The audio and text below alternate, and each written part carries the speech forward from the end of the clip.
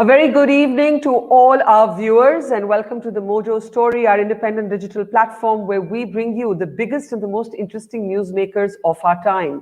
Today, our special guest on the program has a riveting memoir of his years in the police service. I'm talking about Amod Kant, who's had a ringside view of history. And his new book, Khaki in Dust Storm, is really a tell-all by the senior police officer who's literally seen some of the biggest cases of the last 2 decades, whether it was the Indira Gandhi assassination and its aftermath, the 1984 anti-Sikh pogrom, the Rajiv Gandhi assassination, or the Jessica Lal murder case. If someone has had a ringside view of history, it is Mr. Kant, who has seen crests and troughs like any other successful professional who has had to face controversies, challenges, allegations, and is now, of course, moved into social justice and social service, being the founder of Prayas, which particularly looks at the rights of children and juveniles. Welcome, Amod Kant, to the program, and a pleasure having you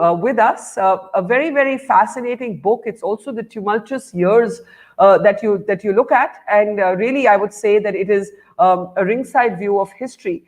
And I want to start actually with what the biggest part of your book is actually spent on. The rise of Sikh extremism, the rise of Bhindranwale, the assassination of Indira Gandhi, and then how, in a moment of shame, thousands of Sikhs who had nothing to do with that terrorism are actually ravaged in the pogrom of 1984, and how you have to handle all of that as a police officer on duty. Now, there are many things that you say about that moment, and you do some open soul searching about, did the police fail? Did the political masters of the time make the police fail? If I had to ask you simply, when you look back, what is that one image of that time that stays with you? What would you say, sir, it is? Well, I think the entire situation is transfixed in the memory. It doesn't die out. It doesn't evaporate. Yeah. Well, I think although I'm talking about 1980s being the most violent decade in past 50 years, but then 1984 riots, Barkha, as you know it, as you have described just now. Well, there are situations for which you have got some photographic presentations here. But yeah, when it comes to someone like me who gets into the situation, in 1984 riots, perhaps the most lingering memory, the entire riot was full of it, and I was there all the time, everywhere practically in my district. I was Deputy Commissioner of Police of Central Delhi. Then Delhi had only 6 districts, and Central was quite large, and it was the heart of Delhi, full of the various communities, full of Sikhs, Hindus, and Muslims, and whatnot. And there, during the riots, well, one particular instance, if you ask me to quote, perhaps it happens to be besides what happened in Paharganj, besides what happened somewhere in a place called Laddu Ghati in Prayas, Paharganj, same day on the 3rd of November 1984. What happened that a lot of riots were taking place, and it was quite late in the evening. And I thought things were subsiding. Then suddenly, I was in a car along with my wireless operator and the driver, just 3 of us. Yeah. And then in a particular lane, one could see a particular house being burnt. I mean, somebody has set it on fire. I went there, and along with these 2 guys, and there was a small crowd, and that crowd would not perhaps allow the family to come out. Then we had no force with us actually. So I told my guys to raise kind of war cry, ki bhag jao, hat jao, ye wo, that kind of thing. So they thought that the police has come. They didn't know that only 3 of us were there. And we went and we opened the door from outside, and it's a family of children, women, in totally dazed condition. In fact, we had to really get them out with great difficulty from that situation. We brought them out. So that particular situation, I cannot forget that kind of fear in their eyes. I can't forget that situation of children and women being in that kind of position, where if we had not intervened with our small force, they would have died out. So that was one of the situations, yes. When you look back, and I know that, even the sort of opening chapter of your book raises this question, but the police came under a lot of scrutiny. whether it was multiple commissions that looked at the police's role, whether it was media criticism. The police was accused of not having done its job. And you believe this to be complex. You believe, for example, that there were key mistakes made. And one of the mistakes, and I found this detail quite interesting, one of the mistakes is that after Indira Gandhi is assassinated, basically all Sikh police officers are disarmed. Their weapons are taken away from them. And you think that this really demoralizes some fine Sikh police officers in the police force at that time. Can you speak about that moment? You must have seen, Barkha, in my narrations. I talked about some really brave police officers, brave Sikh police officers. Fortunately, fortuitously, I would say, we had some of the Sikh officers working in SHO Patel Nagar, SHO Rajendra Nagar, SHO of some area, and an assistant commissioner of police who is no more, Ajmer Singh Chauhan. If you recall that very, very fine, that outstanding, lovely personality, Ajmer Singh Chauhan, he was assistant commissioner of police of Daryaganj, sitting almost next to me because I was DCP Central that time. You know what happened that for whatever reason, perhaps to protect them, perhaps to ensure something else, the police headquarters, commissioner of police, they issued some kind of order to keep Sikh officers away and to disarm them also. Not disarm them, told them to lay off their arms. Now that came to me I had taken a different view altogether. I thought that for them also, it's a lifetime opportunity and challenge. Sikh officers had to prove themselves also. Immediately I rushed to police headquarters, which was not far away from my office. As you know, Daryaganj to ITOs were not far away. And I told the commissioner of police that let us withdraw this order. And it was done by him. Good of him that he did it. And then if you see my narrations, you will find that several times, these Sikh officers faced it. They got injured. They were challenged. In fact, when Indira Gandhi was being kind of cremated in that place, behind my office in my area again, that tall, powerful, burly Sardar officer who was so good, so brilliant, I had to protect him like a child. Another instance came where a Sikh officer in Patel Nagar area was almost late. By the time I reached his place and we could save him. So these were very touching situations. But in retrospect, I think that we succeeded. Had any lives would have been lost because of my decision to keep them on the job, it would have been a great blow on us. You understand that? So clearly you believe that disarming those Sikh police officers, tarring them all with the same brush was one of the critical errors. What, if you had to look back, would you say the police largely did its job and it's the politicians, in particular the Congress politicians of the moment who were responsible for what happened? Or do you believe it was a mixed bag and there were sections of the police also that failed to protect the Sikh citizens, in particular of the capital? See, as I explained in my book, Dust Storm, Khaki and Dust Storm, that it was a peculiar mix of a lot of things. See, and that created that situation. If you permit, I'll explain that very briefly. See, number one, it is a fact. It is a fact that it was a huge spontaneous outburst. Because Indira Gandhi, as she was called, Indira is India, India is Indira, that kind of statement being made was not a myth. And she was a very powerful personality, and she was the one entire country looked at. It was difficult to remove her from the scene and run this country. That was the feeling people had, a political feeling. Now there, suddenly it happened to her, number one. Sikh bodyguards killing her was decidedly a very adverse thing to happen. And in those situations, the outburst also was spontaneous, which was decidedly fanned and kind of fueled by her supporters or the particular party in power or whatever.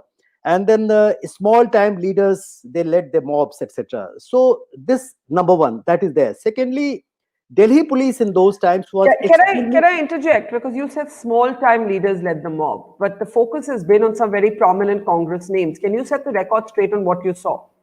No, you are correct in the sense that when you go to... There were crowds from 500 people, 100 people to 1,000 people to 5,000 people.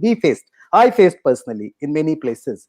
And one of the particular members of parliament, that story is quite afloat all over, where I had to face it myself. You know the story very well. In fact, can you just briefly tell our audience, briefly? No, see what happened that in a particular area like Karol Bagh. Karol Bagh then happened to be the biggest market of Delhi. So many markets together, and Karol Bagh was full of Sikhs and so full of Hindus particularly. And Ranbir Singh was the SHO of that area, a very strong and good police officer, very brave police officer. Yeah. And he was trying to save Karol Bagh at a particular time. Fortunately, since I was on the move all the time, I was almost in all the important places. I reached Karol Bagh and we could save. Ranbir was able to save. I was able to help him. It happened. Then we started conducting some recoveries because from the neighboring areas of Karol Bagh, a lot of people had come, and then they attacked Karol Bagh. They looted Karol Bagh also. So what happened that we could save Karol Bagh, and we started making recoveries, and we arrested people also. You might be Right. knowing in my book also that in my district we must have opened fire hundreds of times. We lathi charged at least 500 times, and we arrested about 1,000 people. We made recoveries. While recoveries were made and some people were arrested, so, well, I think the area member of parliament, Mr. Dhamdas Shastri, to be precise, he was there. A lot of other small-time politicians were there. And there was a big discussion going on because he was trying to say that they are innocent people.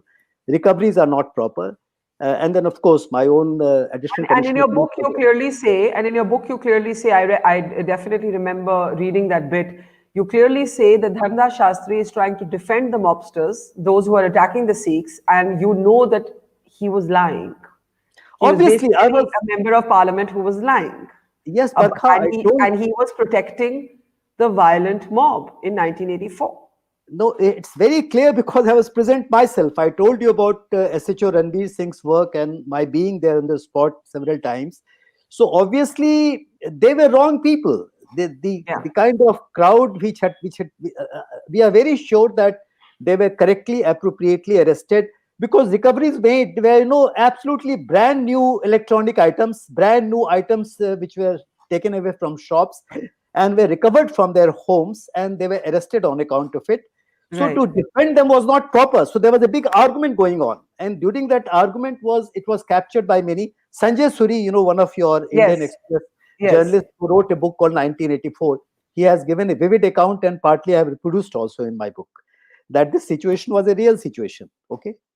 But can you talk about other prominent politicians of the time who basically were obstacles to the police doing its job?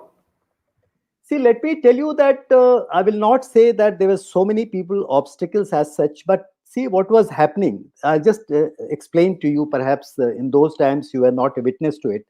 Those who were witness to it know. Yes. Rumors were being spread. For example, in the night itself, on 31st night, I recall. Well, Indira Gandhi was assassinated. I was in Daryaganj. I was moving around, and then I received a call from someone, and some people are moving around. Some leaders, small-time leaders, were moving around, and they were telling that the Sikhs have poisoned the various kind of water systems. It was poisoned like that. I knew it was not correct. I immediately called Mr. P.P. Srivastava. Mr. Srivastava was the commissioner. I am on record saying it. Mr. Srivastava was a municipal corporation commissioner. He also looked after the water storage, etc.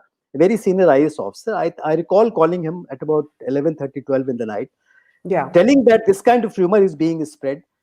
Somebody will spread a rumor that Sikhs are attacking somewhere. Somebody will spread a rumor that Gurdwaras have become kind of arsenal for attacks on the Hindus and all. So partly part of it in the sense that where the Sikhs who were armed were trying to defend themselves, and maybe they opened shootouts also, it happened. All that could be correct, but this kind of rumors created a situation where the small-time politicians and others in the local areas took advantage of it, and the situation was created. So this is what happened really. Okay. Now, sir, you received a gallantry award. You were the only police officer from that time to receive it. But that award then became a point of controversy. You write in the book about how you were very angry when a journalist, Manoj Mitta, basically said that this is a badge of shame, I think he said, and then you were taken to court over this, right? And there was a sort of citizen's account that said you did not deserve this gallantry award because you had failed to do your job. How did you feel at this time when this was happening, and take us through that moment? No, Barkha, what happened that this particular gallantry was given to me, well, alive, and along with me, it was given to one of my SHOs, SS Manan. And apart from that, this gallantry award was given to an army officer who died in the same situation. Yeah. Somebody called Krishna Bahadur Gurung. Yes. And so what happened that when the incident was taking place in Paharganj, from a particular house, there was heavy shootout. And that shootout took place at about 8 o'clock in the evening while I was sitting at Paharganj police station and the army team was there. So along with one Major Yadav, both of us went to this spot. And there, we tried to control the situation. But then it was a shootout happening from a particular household. We didn't know why the shootout was taking place. So we took our position in a particular, next to that household, there was a hotel where we took our position on the second floor. And myself, that major and army fellow was there. That time the police was not there with me, only army fellow was there. So the exchange of fire took place and one bullet came and hit that army fellow on his neck. So I lifted him and took him up and then brought him down. And since there was a PCR van outside, I took him to hospital. He actually died, in the same situation. Perhaps he died in my lap. I came back again and this thing continued. In this entire operation, 9 persons got gunshot injury. Over 190 rounds fired or intact were found in the spot. And then 4 died in the gunshot on account of gunshot injury, which included one common man, public person, this army fellow, and 2 other persons who were among shooters. So all that happened. And army, after a couple of months, the army headquarters, they moved the police and home ministry and gallantry was given. So actually, this gallantry award came in a very different manner. It never happens that army proposes and a gallantry was given. It happened there. And then after several, after several years, no questions were raised, but after about 16, 17 years, Manoj, I think, wrote an article and something was raised about it. And then after and then you ended up in court, and then you get taken to court. Yes. Delhi High Court, Justice Muralidhar, a very celebrated judge again, he wrote a very longish judgment and he fully justified the whole situation. So it was not a gallantry award or any kind of award is not given to a police officer just like that. And if it is given, he is supposed to accept it. I am not supposed to refuse it. But frankly speaking, the entire situation as it built and the kind of anguish and sadness that situation left in my psyche, well, I don't relish anything except that I have very, very sad memories about the whole thing. Okay, I want to ask you one last question on that time. You called Operation Blue Star in your book an unqualified tragedy. And you actually say that the Sikhs, you believe, never forgave that action. Now, it surprised me. You're a man in uniform. That was an army operation. Why do you call it an unqualified tragedy? See, Operation Blue Star, not that I'm an expert in any kind of strategies and not that I want to say anything about the army as such. But the fact remains that Operation Blue Star was a tragic culmination of a development. And then that development was taking place not only in Punjab, it was taking place in Delhi also. And perhaps my book is one of the rare stories where I have given the background. I've also given the background of 1984 riots, the background of Indira Gandhi assassination, and the background of Operation Blue Star and behind. A lot of incidents have taken place built before Operation Blue Star also. So now when it climaxed into a situation where the highest seat of Sikh religion is partly demolished, well, it's an unqualified tragedy in my opinion, because it was in that series of events which ultimately brought the most tragic thing, 1984 riots. Okay? Right. Okay, so let's move now from 1984 to something more recent. In 1984, I was, I think, 12 or 13, but one of your cases that you were in charge of, I actively not just reported, but I actively campaigned as a journalist for justice in that case. And I'm talking, of course, about justice for Jessica Lal. And I want to just, draw your attention as we come back from this and talk about the Jessica Lal case, right? Tell me a little bit about what was the toughest moment at that time. You were dealing with a very powerful family. You were dealing with Manu Sharma, who brazenly shot this young woman. What were the difficulties, the challenges for you in this case? See, Barkha, I have not yet taken up that second volume of my... I know, but I had to ask you. I know you will ask me. I knew you're going to ask me. because I have named you as one of the iconic figures. Let me inform you, in this Thank you. book, it is unpublished. Barkha is a very important character in that book, which Thank you is so much. coming next year, of course. Now, the point is that Jessica Lal case, as you have mentioned, that Jessica Lal case was one of the biggest challenges in my career again. I would not like to discuss more details, except that it was a tragic failure of the criminal justice system. The poor girl who was done to death for no reason, Yeah. and the person who was initially acquitted by the lower court, the sessions court, and that judgment was, I'm sorry to say, it was a trash, for the simple Yeah. reason that it had holes and holes, and each and every kind of weakness in that judgment, each and every wrong thing in my judgment was brought out so clearly in high court judgment. You know it very well. Yeah. And of course, Jessica Lal case became a turning point, and Jessica Lal case became a testing point for a lot of things, as you know very well. But then let me inform you and set things right, which I am going to write in my, which I have written my book already, which will come next year, let's say, that the investigation carried out in Mhm. Jessica Lal case was really an excellent piece of work. Yeah. Most unfortunately, not one or two, but 35 witnesses turned hostile. It Yeah. included almost all witnesses who were eyewitnesses, and a lot of wrong things happened about it, which I would not like to tell now. I'll tell Yeah. next time when you talk to me. Yeah. See, but then the fact remains that Jessica Lal case is something which indicates how sadly and how wrong we are in our criminal justice system. Two cases I'm going to discuss in my next. I mean, going to discuss several cases. Like I'll take up Yeah. Charles Sovraj escape. I'll take up Yeah. BMW case. I'll take up Jessica Lal case. A lot of these cases I am taking up in the Oh, next volume. two of those cases I reported myself, the I know, BMW I case know, and I the know. Jessica Alba case. So I know. Let me disclose a fact publicly that in my first page, perhaps because I was DG Police of Arunachal Pradesh, and Barkha, you called me up and you I spoke to remember me. that call. I I was DGP. remember. You I spoke to remember. me. You spoke to me, and then I have vividly. I'm going to present that Okay. story about it. But Okay. then So look, Jessica Lal case, yeah. it has a value. It has a great value in the annals of Indian cases. Yes.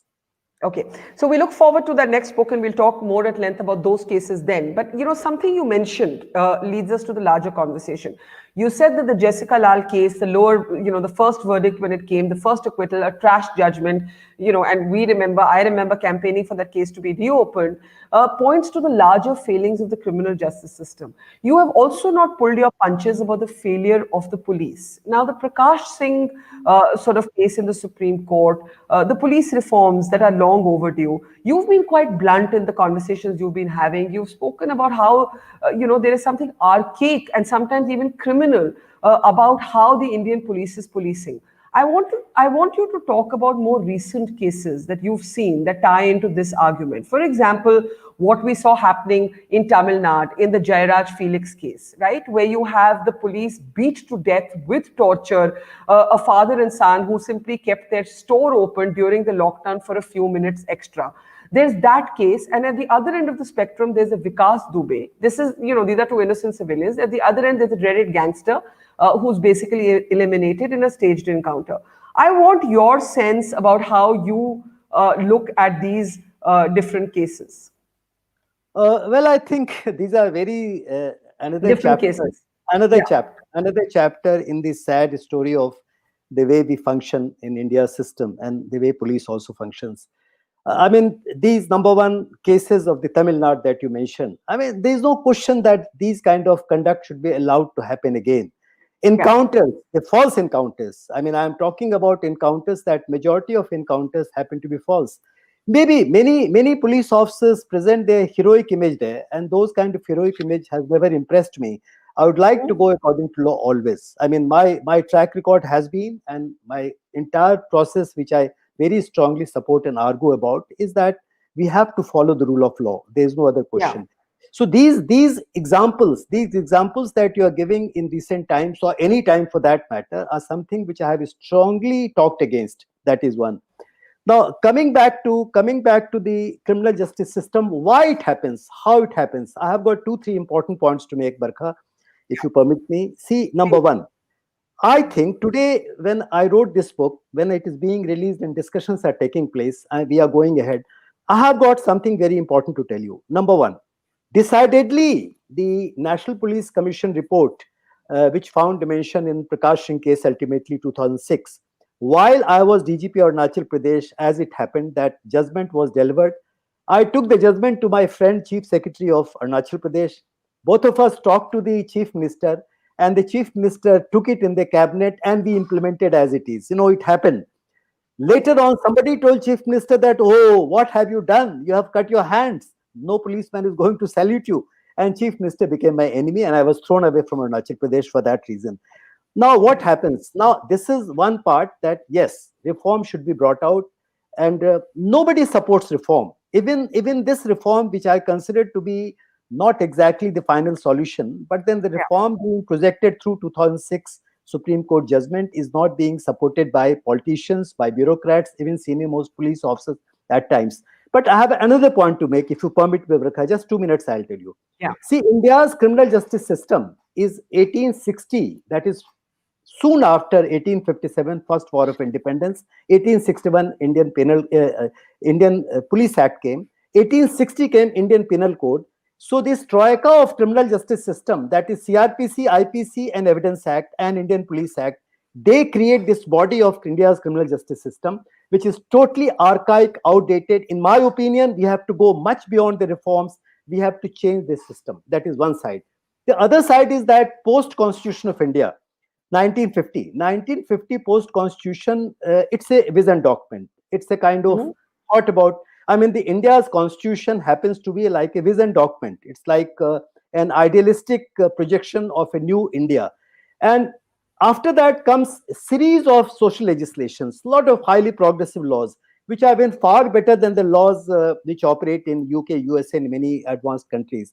But Indian police is not able to implement those new laws. We are perhaps still the prisoner of the old archaic system. So somewhere we are caught in the middle. And all these things are happening. All these things are happening partly for the reason that we are not able to really implement the rule of law in terms of the progressive laws that we have in India. Am I able to make things clear?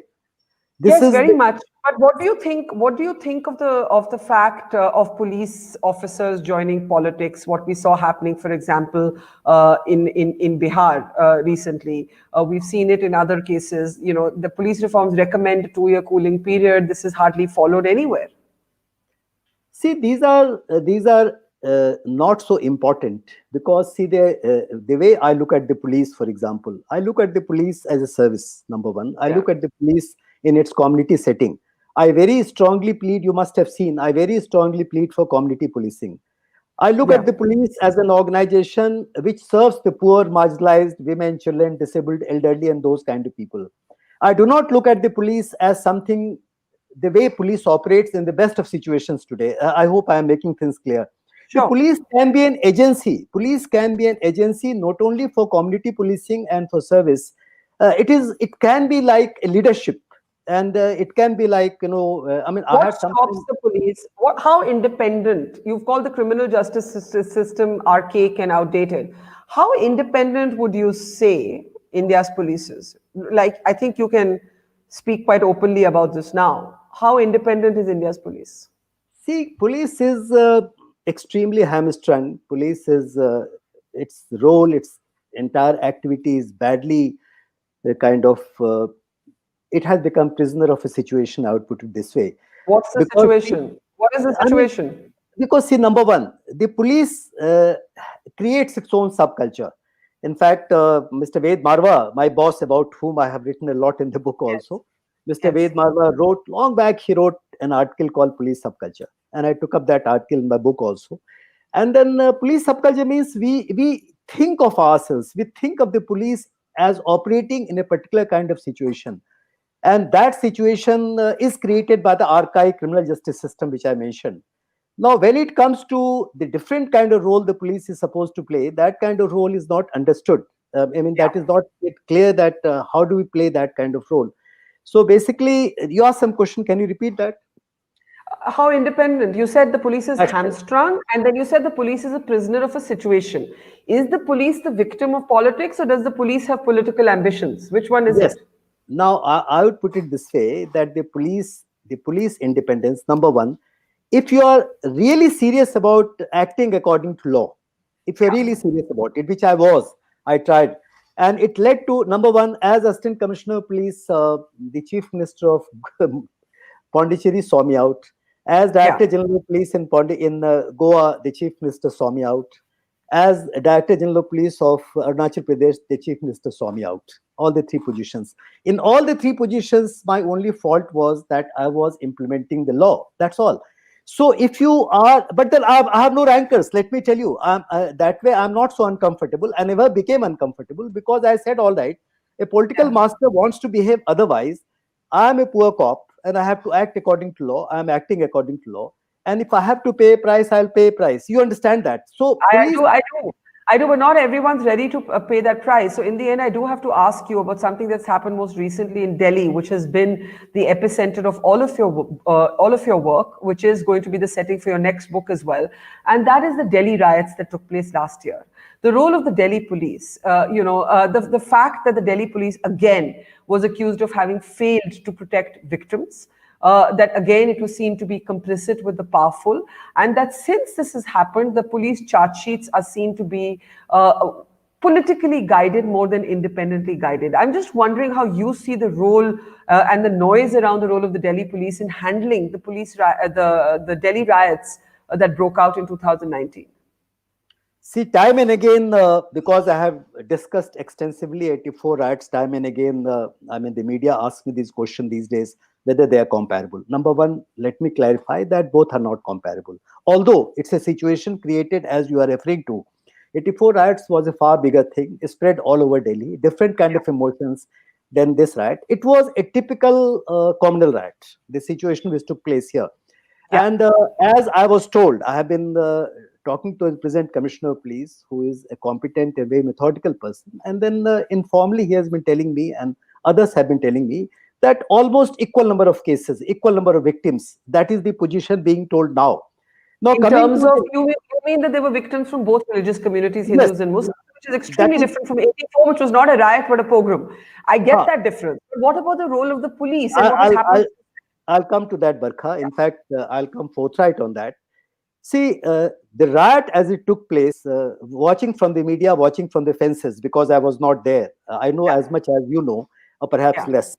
See, what happened that... and I'm sorry, I need to correct myself. I said the Delhi riots of 2019, but they were earlier this year. This year has been such a blur that I've been calling it 2019. February 2020. Yeah, and I reported them extensively, but COVID has made everything, timelines actually elastic. So I stand corrected on that. But please go ahead. The role of the Delhi police. February 2020. Yes. February 2020, that was the time.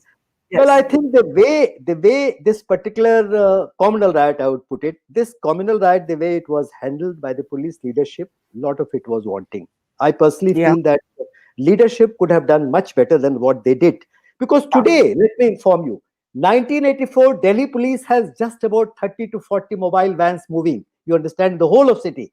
And the number of police force was almost 1/5 of what it is today.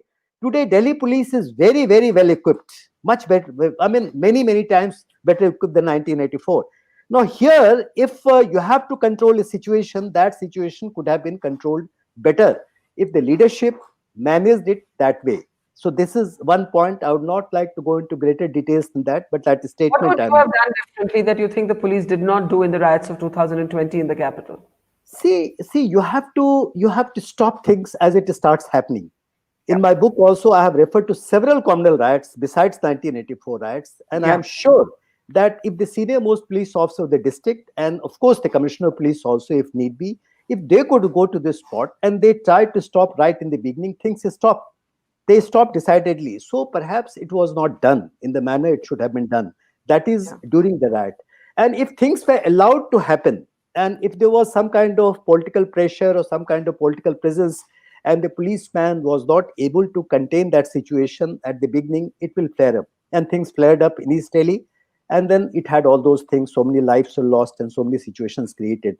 Now, coming to the cases, one thing is good, and I appreciate the present commissioner for that there are at least 750 cases. See, in 84 riots, in contrast, were very few cases. In my district, we registered many cases, but many other places, they were not registered. Now, these 700 odd number of cases being registered and investigated, it is a good thing. Let me understand this point I am trying to say, because an investigation is not the beginning and end with the police. The investigation is submitted to the court also. Now, the Indian courts today, compared to 1984, have become far more participative, and they monitor the cases very closely. Even the lower courts are monitoring cases, although investigation is an exclusive preserve of police under CRPC, yet it happens today. So now the possibility of these cases succeeding in the court of law, wherever it comes from, are much better. And secondly, I would like to say, because I tried to get some information, and I am told that the number of cases community-wise are almost equally placed. So if they are like that, in that case, let us wait. Let us wait for things to unfold. Okay. Okay, we'll wait for that, but I think that the test will be if the police is able to act without political pressure in a case like the Delhi riots. Having reported on them personally, of course, there were victims from both communities, but the politically powerful versus the politically non-powerful is where the measure of independent policing would be, which takes me to my final question. You have said the leadership could have performed better. Do you believe the police can ever be free from political control? What would it take for an officer to be free from political control? And looking back at your life, and I know we're waiting for the second book, do you have any regrets? Do you believe you made any mistakes? Is there something you would handle differently if you were to do it all over again? No, first of all, your question about the political controls. See, well, politicians, the leaders, and all these people who are influence makers or influence creators, and those who lead the crowds, mobs in opposition or in the government, they have a right to be there.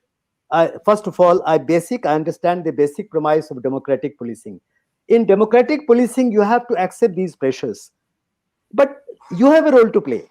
Let's say there is a politician, and the politician is trying to create a situation which is unjust and unfair, and you have to play a role as a police officer.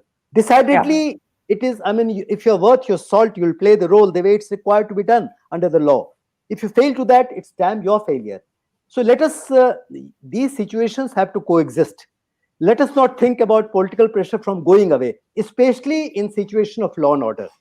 Crime investigation, yes, you are in a better position, but law and order situation, you can't get away from situation. I hope I'm clear. Okay, I'm out of time. I'm out of time, but briefly, any regrets? Any mistakes? No regrets. Well, I had a very interesting police career, number one. Secondly, the situations gone through, whether it was violent or otherwise, well, I think there couldn't have been a better career for me, although I entered the police service as a reluctant cop. Why is that?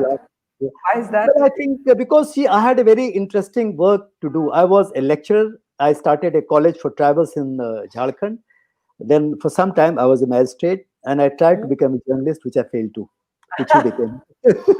Well, you try to become a journalist. I sometimes wonder what life would have been like on the other side, to be a police officer or a lawyer. But such is life. Thank you, Amod Kant. We'll have to end it there.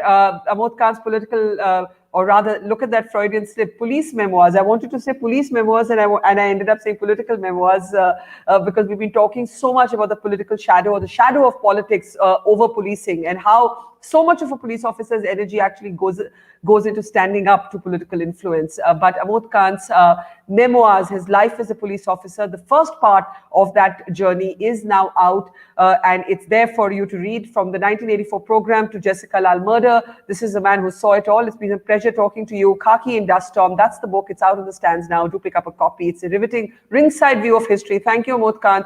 Good talking to you, and we'll connect when your next book is out or earlier. Thank you so much, sir. Thank you, Barkha. Thanks a lot. Thank you. Thank you, and bye-bye. Thank you.